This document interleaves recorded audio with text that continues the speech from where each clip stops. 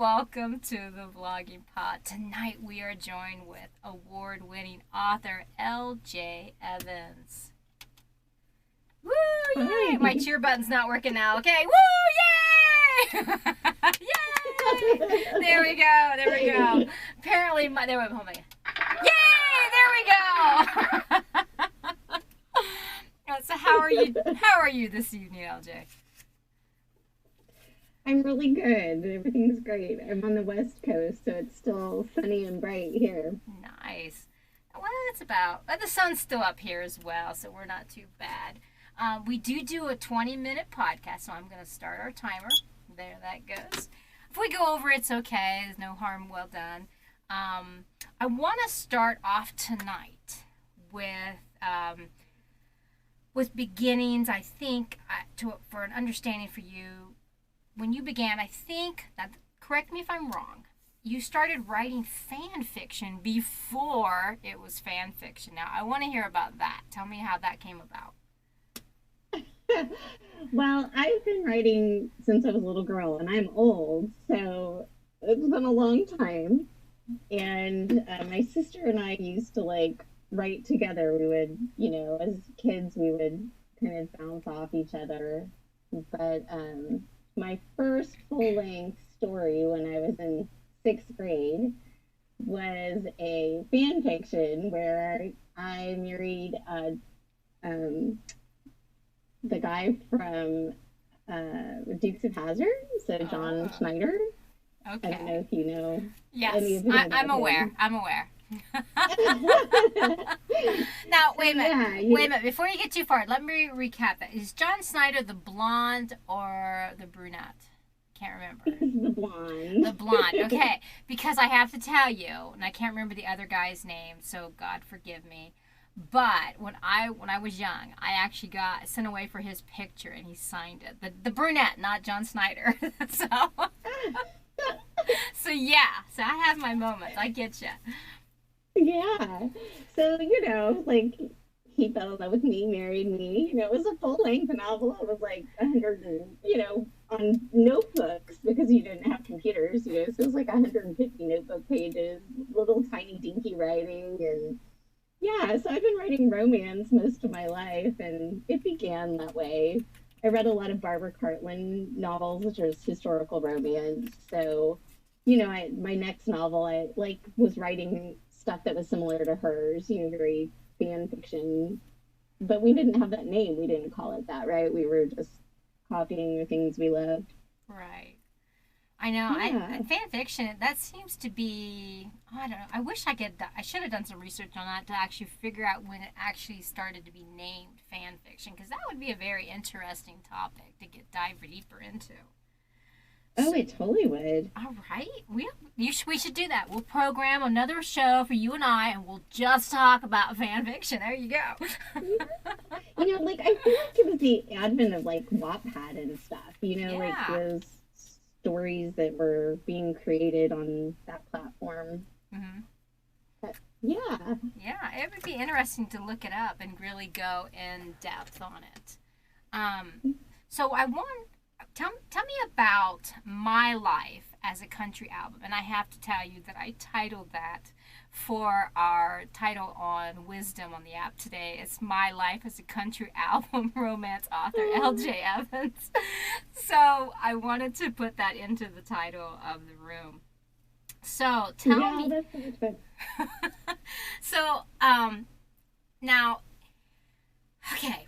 It goes right into a whole series, right? Because it's not just My Life as a Country Album. You went into My Life as a pop singer. Correct me if I'm wrong. And they're all albums. So Okay. it's the My Life as an Album series. So it's My Life as a pop album, My Life as a rock album, and then My Life as a mixtape. Okay. So yeah. This kind of dates us. You know that, right? It does, I know. So tell because me. of the album, right? Right. Well, the mixtape for me especially. Tell me how that came about, the first book, which I believe is the country album, yes? Country album's the first book. Okay. So I had been playing around with a lot of different writing types. You know, once out of college, I kind of, I was in my career mode, and then I got married, I had a child. I was really focused on other things. When I got back into writing, I started doing a lot of screenplays and trying to get those kind of out there in the world, and had some minor success with that. And then kind of put it aside again and hadn't really found my feet and my voice. And I started reading a lot of the original romance indie authors like Colleen Hoover, Amy Harmon, Jessica Tarp. And I was like, this is my voice. This is the stories I want to tell, like these romance stories, these deep, like, people that are overcoming things. So I had kind of in my head where I wanted to go. But then what really made the difference for me was our child and I were getting ready to go to a Taylor Swift concert. And so long ago, it was her Red Tour. Okay, so a long time ago. And we were listening to all her songs up until then. Like, we had them all mixed on a mixtape and listening to them on CDs in the car, on the car changer, the CD changer. Mm-hmm. And so they were on random, and Oh My, Mary song came on. And if you know that song by Taylor Swift, it's about these two little kids, and they grow up together, and they're, on the porch together, and their parents are watching them grow up saying, hey, they're going to get married one day, the dads, and the moms are like, shut up, don't say that. And just talking about growing up, in the porch and on the street and playing in the creek. And I saw these two little characters, their names, everything came into my head. And I'm like, this is Jake, this is Cam, this is their parents, this is the street they're playing on. And I saw this whole scene and like how they were starting to grow up. And then every time the changer switched to the new song, like I was getting a new scene and the next part of their life story. And I sat down and started writing that story. I think I wrote it in like 4 weeks. This is, way back 2013, 2014. And I loved it. Like I was bawling in the middle of it. It was just everything I wanted to write. And I just didn't have the guts to do anything with it. Like I was following all those amazing indie authors that were breaking through, starting this amazing world of indie authors for us, but I just didn't have the guts to push the button. So I would like open it up, look at it, read it, say how much I loved it, and then I would put it away again, shut off the computer. And then a few months later, I'd pick it up and go, God, I love this. And I sent it out to a few people, like a few agents and stuff. And I wasn't doing much with it because I just didn't have a lot of confidence myself in what I was doing. And my sister, I sent it to my sister, and I was in the airport with my daughter and my husband. We were coming back from a meet that our child had gone to, a gymnastics meet, and we were in the middle of the security line. And my sister calls me sobbing, and I'm like, "What's wrong?" And she's like, "Your book is beautiful." And I'm like, "Oh my gosh." And from that point forward, she would not let me stop. She like was constantly, you've got to publish this, you've got to publish this. So I did. Like I just pulled the trigger. I didn't know anything. I knew nothing. I didn't know what I was doing. Like I literally had an editor, put it out there, hit publish, and ran with it. So from the time I finished it till the time I published it in 2017, it was like 3.5 years. And I just sat around with it. And then once I hit publish, I didn't know what to do with it because I hadn't really done my homework. I hadn't figured out how to get your books out and market them and do the due diligence you need to do. So it was a struggle to like get noticed and even seen. But then I had random people who didn't know me who were contacting me and just telling me how much the book had meant to them, and that they'd had family with similar situations, and the things that happened in the book had happened to them, and it was just really moving. And so they encouraged me to keep going, and that's how the rest of the series kind of came to play. I started writing about the siblings and the other characters that were in the stories, and that's how we got here today. Nice. Now, yeah. Correct me if I'm wrong. Did I hear you say before you wrote this book, you wrote some screenplays that were successful? Yeah, not successful in the sense that anybody bought them. I had gotten a lot of looks. So I had a lot of people. I was sending them out to, queries out to production people and entering some contests and getting some little bit of notice and people who were asking them to see them, but I never got anybody optioning them. Okay. So they never, became anything. I But know, but how ecstatic that people were actually reaching out to you for them. I mean, that is very exciting in itself. yeah, it was really fun, and at the time I was like thinking that's the route I was going to go. And, um, but then this story took me in a different direction. Right. So, Now, before you started writing, mhm. you were a first grade teacher?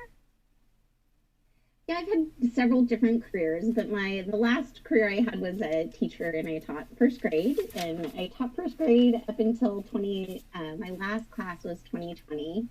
We finished on online learning in 2020, and yeah, so I was a first grade teacher for about 15 years and loved Nice. it. Yeah, first Nice. grade is the best grade to teach. Oh, yes. They're so cute. You know, they just are. They're so cute.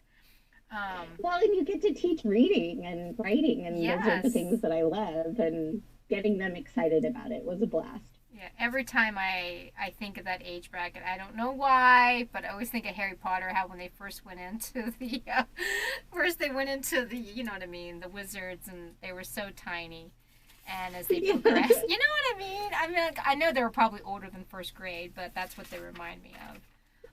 yeah, little things. Yeah, little, just little. I don't know. I guess I'm just getting old enough where I appreciate those little things. um, so as of January 12th, 22, you released Tripped by Love. And I'll be honest with you, it has burrowed into many hearts of readers. Just saying, just being blunt there. Oh, Um, so I want to tell us how you're able to ignite the hearts of your readers in such a way. I mean, come on, because it's only been out since January, and your reviews on it are abundant. You know, I mean, seriously. I mean, I don't see any negative. So tell me how oh. you're able to do that. Tell me how you're enabled to ignite so many hearts of your readers. Um, I wish I had an easy answer for you. I just think, I write with heart, I guess. When I'm writing, my heart is part of those stories, and I those characters are part of my life. I was joking with my husband the other day. Everywhere we go, I'm like, "Oh, look, there's a Coast Guard truck. I wonder if, Eli and Chuck would be on duty." And he's like, "What are you talking about? Those are your characters. They're not real people in your life." And I'm like, "Oh yeah, that's right. They're not. They wouldn't be on duty because they're not real." So So you would say your gift to it is that you really see your characters as real. You break them down as if they're your everyday acquaintances. I do. I feel like they're my friends. I want them to be your friends when you read Oh, them. I want them to be people that you would want in your life, you know. And that's important to me. I love watching people around me and in books who like are find these hardships and how they kind of are resilient and get through them, mm-hmm. and put them make them part of themselves and just get better and grow. And I don't know if that makes any sense, but No, it makes for perfect me it's sense. just, yeah, It makes perfect just seeing sense. them as real human beings. Right. I know. Well, I get that. But if you're making when you do their workups and their bios, you have to really. I mean, don't you? I mean, because how else are you going to develop the character enough for your readers to relate to them and feel for them and put themselves in their character's shoes? I mean, that is the real test. I mean, I can't tell you how many books I've yelled out like, "Why? Why?" And it's because I get so involved in the character. You know what I mean? It really pulls you in, and you're just like, and that's even if you hate the way the book goes, and not where it pulls you in that much, where you're that engaged, that is an incredible writer. Even if you hate the character and you're like, why? Why is she doing this? You know, that's still an incredible writer. It really Oh, is. absolutely. Yes. It's like, um, it's easy to, there have been books that I don't like. Right. Like, at the end of the day, I'm like, I hate what happened in this story. Yes. But the writing is so amazing that it moved me to feel that strongly, right, about it. Hmm. So, um, even the books that sometimes you walk away with, and I'm like, I'm never reading that book And again. I've reread them. I swear to God, I have. We'll go back because I love the emotion. I love the how much they stir me. I'm just like, oh, you want to love to hate them, but then you're like, man, you know what? I really need to get back into that book again. So yes, I Right? know what you're saying. Um, Yeah, it's so true. with your work, Hard on Our Minds, tell us about the multiple books shaping around Ella, as well as her pals, I believe, Mac and Truck, in the Anchor novel series, which I believe is six in total, if I'm correct. So the Anchor novels have 6 books in them. Absolutely. That's Ava and Eli are the main characters in Guarded Dreams, which is the first book.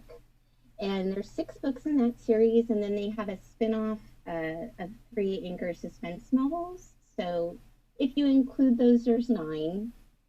Um, the last book, Tricked by Love, which you were just talking about, it is actually 2 of the side characters in there have spun off my next series, which will release in 2023. But so like it's this world that keeps growing, right?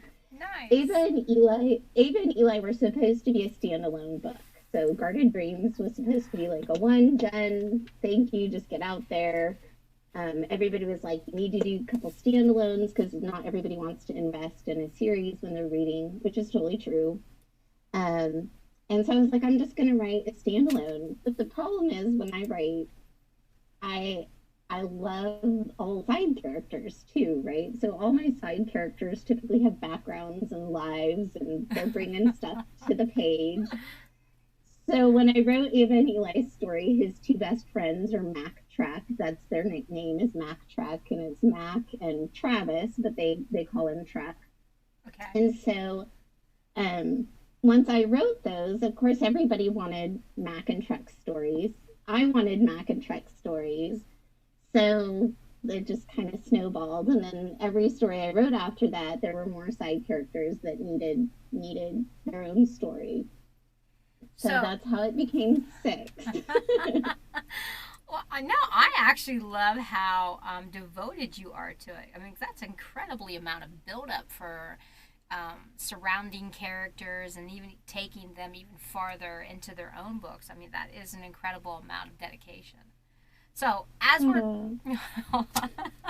there's a delay there. I get that and I was like so since we're talking about Ella, I hear that there is a similarity between you and Ella's mom, Mandy. Yeah, it's Ava, but Ava.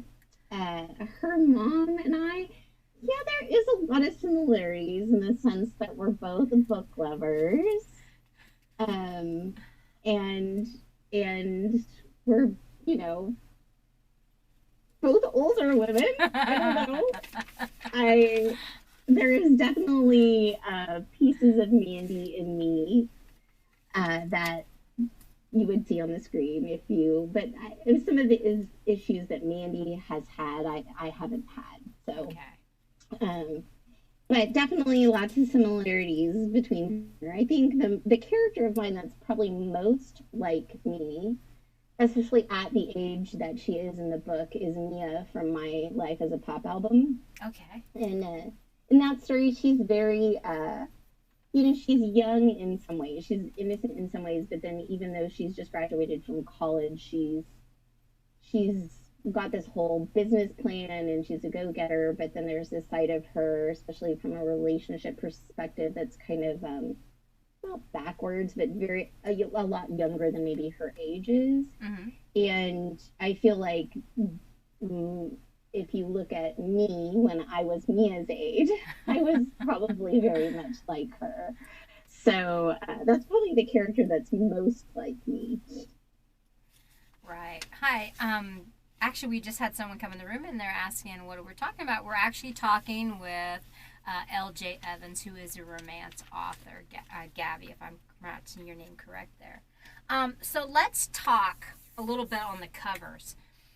So I see that you have a new book coming out in September, which you say the title and cover are coming soon. So let's talk about Yeah. cover design. How much control? What do you do? Where do you go? Tell me about that. So my the cover designer for all the books that are actually published right now is Megan Keith, and she owns Designed with Grace, and she's in Australia. And she designed all of those covers for me that are on my published stories. And luckily, she is an amazing person to work with. She's just a nice human being. We've become really good friends since I first found her, and she actually started like beta reading for me and doing other things because we became friends. And she had a really strong belief in my stories, so it was very much collaborative. I would send her ideas and she would come up with something, and then we'd move there and back and forth, and she would tell me, no, don't do that, or yes, let's go in that direction. But it was very much collaborative, so I really appreciated working with her over all of my stories. Well, I they just picked up go ahead. Go ahead. I just got picked up by a different publisher, so my September release is with a new designer, so I'm a little nervous. She does amazing work, what I've seen of her book covers. So I just don't know what it's going to look like that, and I don't know what the process will be like. It's kind of going third hand through um, my publisher a little bit back and forth, so we'll see. I don't have it yet. Gotcha. I So, did lots of mood boards for it though. So ah, like Pinterest boards, and like on the stock photo sites, I'd throw like images into, shared files that they could see, and lots of mood board telling them like setting and where is it and what are the characters like and those kind of things. right. So you're saying you got picked up with a publisher company for for this next coming book. So are the majority of your books indie or press or small press? They're all indie published Okay. up until now, and then the new publisher is also a small indie press. Okay. So they're picking me up, and they're actually going to take all my novels, and they're going to convert them over to their platform as well. So Nice. Nice. That yeah, can be really scary and exciting at the same time, I would imagine. scary and exciting, but the piece of the indie business that's really hard is the marketing piece. Yes, I'm aware. Advertising, marketing, and I am I've aware. been I've at it for 5 years and not very good at it. It's just not my skill set. yeah, I So I've taken the classes, I've gotten lots of help. It's just not my thing. So I'm very excited because the company I'm with is really good at that. right. And so, hopefully they'll be able to do something more than I've been able to do. Right. It is a lot of work. People don't understand everything because I have published 12 books myself and I am an indie author. But so it is a lot of work. Cover for everything from the cover, formatting, everything. It is a lot of work. Can't talk now. A lot of work. So I commend you for how much you've done. So for my last question of the evening, I've saved this one for the last. So Cherry and the Cherry Blossom, a Writer's Digest self-published ebook romance of the year for 2021. So Yeah. walk us through the path the book took and what exactly happened when you got that call telling you you won such an honor. Yeah. So Charming and the Cherry Blossoms started with another Taylor Swift song. Okay. Um, I was listening to her on her Lover album, one of her new songs, and the whole scene just like popped into my head. And I was supposed to be working on the next book in the Anchor suspense novels, and it was It was the end of 2020. We had all been through so much, and I just decided to open a page and just start writing what came to me. And that's exactly what happened with Charming and the Cherry Blossom. That's how Elle and Hudson's story to be. It was from a scene that I got when I was listening to the Taylor song, and this girl kind of dancing in a ballroom that was empty in a big mansion or a big castle, and the guy that she falls in love with kind of walked in, and she was in her pajamas twirling on this parquet floor, and he just kind of walked in and watched her for a while, and then strode up and took her in his arms, and started dancing with her too. And that is actually the scene that started the whole story. And from there I just did what I had done with Country Album, which was I didn't plan it at all. I didn't even plan the characters out. I just wrote. And I wrote and wrote and wrote, and it shifted the story as it went along, and it came out really easily, just like Country Album did, and um, brought me a lot of joy because Elle is just very nature loving, and she has a lot of hardship in her life, but she herself is very joyful in that. Even when she's alone, she's still kind of not a lonely person, if that makes sense. Right. And so yeah, so I was the story came out very quickly. I was very excited about it, and very proud of the work that I put into it, and creating this fairy tale that is not a retelling at all, but has kind of all of those components of the fairy tales that you loved as a little girl.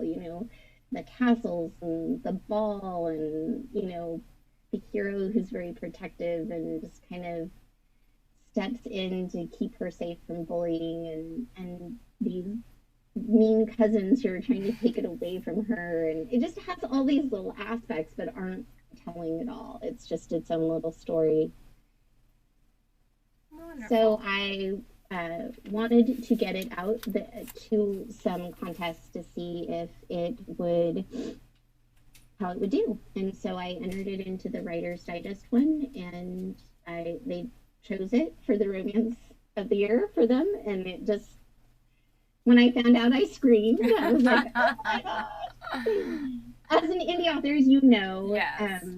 it's hard to find validation, especially there are so many amazing, incredibly talented people in the indie field whose books are never read because marketing is hard and it costs money and so many different things. And so we don't always get the validation that you might as a traditionally published author, because we end up validating ourselves on sales and reviews a lot of times. And it's hard to get those. So you may have this amazing book that has 5 reviews and sold 20 copies, and so for me, like, it was amazing just to get that validation from a different source that saw the book, saw what I did with the book, and thought it was worthy of their award. So it was a humbling and gratifying moment. Right. I fully understand that. Well, let me tell you, you are worthy of such honors. You are. You are a great writer. I peeked into each of the books, and you are delightful. You really are. Oh, And if my oh, platform has anything to do with anything, that I hope that it is in a way for authors to be able to feel that they are appreciated for the grand works they do, as in your case. So I want to thank you so much, LJ, for being on my program tonight.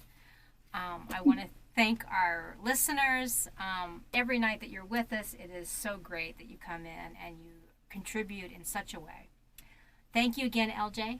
Thank you again, all our audience, and we'll see you next Thursday.